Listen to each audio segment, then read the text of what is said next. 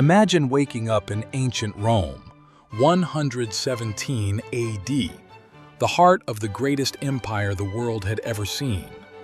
No smartphones, no running water in your home, no electricity. The air is thick with the smell of baking bread, burning olive oil lamps, and yes, the unmistakable stench from the streets below. This is Rome at its absolute peak, under Emperor Trajan, ruling over 65 million people across 3 continents. But what was it actually like to live here as an ordinary person? Not an emperor or senator, but a regular Roman trying to survive and maybe, just maybe, thrive in the Eternal City. Today, we're stepping back 1,900 years to experience a day you'll never forget.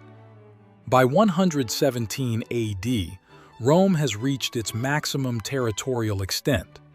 The city itself houses over 1 million people, the largest city on Earth. The Colosseum stands barely 40 years old. The Forum is the bustling heart of commerce and politics. Aqueducts bring 300 gallons of water per person daily into the city. The empire is thriving, but life for everyday Romans is nothing like what you see in Hollywood movies. There are no marble palaces for most people. 90% of Romans live in cramped apartment buildings, work brutal jobs, and navigate a society of extreme contrasts. History isn't just emperors and conquests.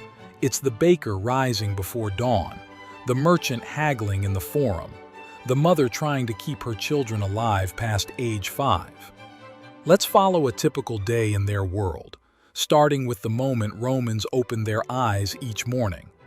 They wake up not to an alarm, but to the cacophony of Rome coming alive. Their home is a 3rd-floor apartment in an insula, a 5- or 6-story tenement building. No glass in their windows, just wooden shutters. In winter, they're freezing.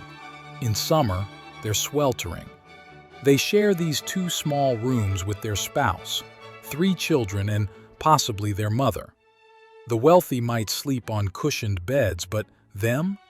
A simple wooden frame with a straw mattress. They rise with the sun because lamp oil is expensive, and they need every hour of daylight. There's no bathroom in their apartment. They use a chamber pot during the night, a clay pot that they'll need to empty into the massive clay jars on the street corner, or worse, directly out their window into the street below. Yes, this actually happened. In fact, Roman law held them liable if they hit someone with their waist. They wash their face and hands with cold water from a clay pitcher. A full bath? That's for later at the public baths, if they can afford the few coins for entry. They don't brush their teeth with anything we'd recognize, though some Romans used crushed bones and oyster shells as a primitive toothpaste. Most people? They just rinsed with water or wine. Clothing is simple but layered. Men wear a tunic, essentially a long shirt reaching to their knees, belted at the waist. If they're a full Roman citizen, they might own a toga for special occasions, but they're heavy, hot, and impractical for daily wear. Most men stick to tunics and cloaks. Women wear a similar tunic called a stola, often with a palla, a shawl draped over the shoulders. Wealthy women have slaves to help with elaborate hairstyles and makeup. Working-class women? They tie their hair back simply and get on with their day. Children wear miniature versions of adult clothing. If a son is a citizen, he'll wear a special toga with a purple stripe until he comes of age around 16. Romans don't make a big deal of breakfast. They might grab a piece of bread dipped in wine or olive oil. Some families have a small brazier to heat food, but open flames in wooden buildings are dangerous. Many Romans grab food from street vendors instead. The smell of fresh bread from the local pistrina, the bakery and mill, fills their nostrils. Rome has over 250 bakeries. Bread is life here. The government even provides free grain to about 200,000 male citizens to prevent riots. Bread and circuses, as the saying goes, Keep the people fed and entertained, and they won't rebel. Their children are already squabbling. Childhood mortality is staggering. Nearly half of children don't survive past age 10. Disease, accidents, and malnutrition take a brutal toll. But right now, they're alive and hungry, pulling at their parents' tunic and asking for food. They step into the street, and it's chaos. Carts are banned during daylight hours to reduce congestion, but that doesn't stop the crowds. Thousands of people push through narrow streets, many only 10 feet wide. They dodge animal dung, rotting vegetables, and those dreaded waste jars on corners. The noise is overwhelming. Vendors shout their wares. Blacksmiths hammer. Teachers hold lessons in the open air. Someone once wrote that you'd need to be deaf to get any sleep in Rome. If they're among the 400,000 slaves in Rome, yes, nearly 40% of the city's population, their day is dictated entirely by their master. They might work in a household, a mine, a farm, or, if they're unlucky, at the gladiatorial school. Some slaves are highly educated Greek tutors. Others break rocks until they die. If they're a freedman or free-born working-class Roman, they might be a baker, working through the night to have bread ready by dawn. A craftsman, a carpenter, potter, or leather worker in one of Rome's countless workshops. A merchant in the Forum, selling everything from Spanish olive oil to Egyptian papyrus. A construction worker on one of Rome's endless building projects. A servant in a wealthy household, managing everything from cooking to accounting. The workday is long, typically sunrise to sunset, with a break during the hottest part of the afternoon. There are no weekends as we know them, though there are countless religious festivals that serve as rest days. Rome has over 130 festival days per year. Wages are low. A common laborer might make 3 to 4 sestertii per day. A loaf of bread costs half a sestertius. Rent for their tiny apartment? Maybe 30 sestertii per month. They're barely scraping by, living payday to payday. One illness, one accident, and their family could be destitute. But they work because the alternative is starvation. There's no welfare system beyond the grain dole. If they can't work, they depend on charity, from family, patrons, or the generosity of strangers. Around midday, they break for prandium, lunch, though it's barely more than a snack. They might grab a sausage, some cheese, olives, or a vegetable stew from a thermopolium, ancient Rome's version of a fast food restaurant. These are everywhere, with large clay pots built into stone counters, filled with hot food. Wine flows freely, though it's usually watered down. Romans look down on anyone who drinks undiluted wine. That's seen as barbaric. Even children drink diluted wine because it's often safer than water. Shopping is a daily necessity. They can't refrigerate food, so they buy what they need fresh. The markets are overwhelming, a sensory explosion. Merchants shout in Latin, Greek, Egyptian, and a dozen other languages. They haggle over prices. Everything is negotiable. Fish from the Mediterranean, garum, that pungent fermented fish sauce Romans put on everything, grain from Egypt, wine from Gaul, silk from China via the Silk Road. Rome is the center of world trade, and they can see it all in the markets. Women do much of the shopping, navigating the crowds with baskets. It's one of the few times respectable women regularly appear in public spaces, though they're expected to maintain modest behavior. Romans are intensely social. They might stop by a tavern for a cup of wine and conversation. Politics, chariot racing, gladiator gossip. Everyone has opinions. The tavern walls are covered in graffiti, love declarations, insults, announcements. Democracy in action, scrawled in charcoal and paint.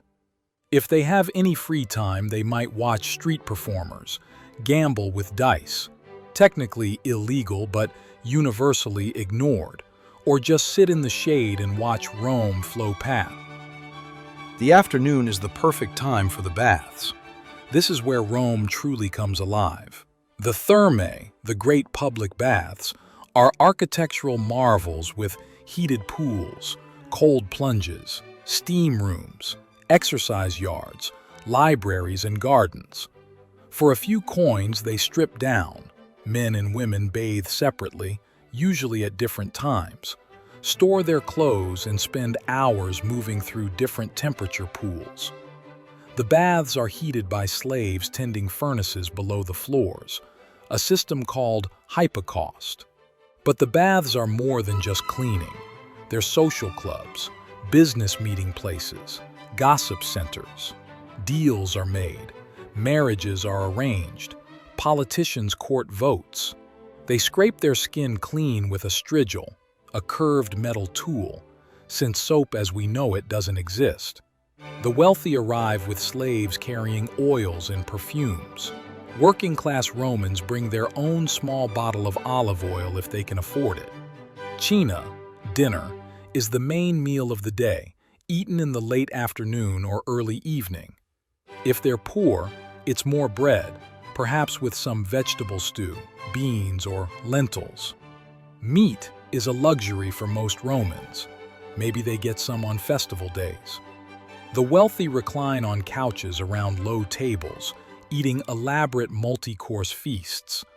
Roasted peacock, dormice in honey, flamingo tongues. They eat with their fingers, wiping them on bread that's then discarded. Working-class families sit on stools around a simple wooden table, sharing a large bowl. It's together time, though.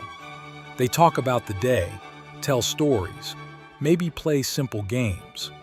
As lamps are lit across Rome, thousands of small olive oil flames, the city never truly sleeps. But now we need to talk about the darker side. Disease runs rampant. Lead poisoning from pipes and cookware slowly kills people. Malaria from the nearby marshes is common. Average life expectancy is only about 25 to 30 years, though if they survive childhood, they might reach 50 or 60. Crime is everywhere. Muggers prowl dark streets. Pickpockets work the crowds. There's no police force, just the vigilas, night watchmen who mostly fight fires, which are constant threats in these wooden buildings. Fire is the great terror. The insulae burn regularly. Thousands have died in tenement collapses and fires over the years. And then there's the violence baked into the culture. Gladiatorial games aren't just entertainment, they're blood sport. Public executions are spectacles. Slaves can be beaten or killed with almost no consequences for their owners. Rome is magnificent and monstrous in equal measure. As darkness fully settles over Rome, they climb the rickety stairs back to their third-floor apartment. Their children are already asleep on their straw mattresses. Through the window, they can see the glow of thousands of lamps across the city. 1 million people ending another day. They've survived. They've worked. They've eaten.